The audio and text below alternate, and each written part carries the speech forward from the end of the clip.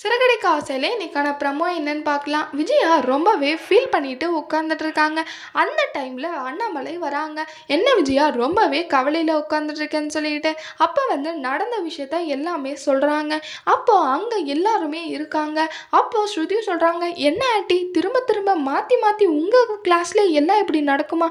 போன வாட்டி என்னடனா அந்த பசங்க அந்த மாதிரி பண்ணாங்க, இப்போ என்னடா பார்வதி ஆண்டியை இப்படி பண்ணிட்டாங்களா அப்படின்னு சொல்லிட்டு ஸ்ருதியும் ஒரு பக்கம் பேசிட்டு இருக்காங்க.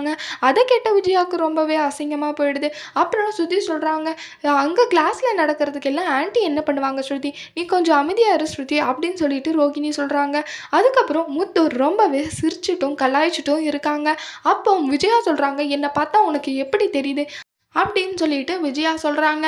நீ எல்லாம் சிரிக்கிற அளவுக்கு நான் இருக்கேன் பார்த்தியா, என்ன சொல்லணும், முக்கியமாக அந்த பார்வதியை சொல்லணும். கூடவே இருந்து என்னை அசிங்கப்படுத்தி அவமானப்படுத்திட்டு போயிட்டா.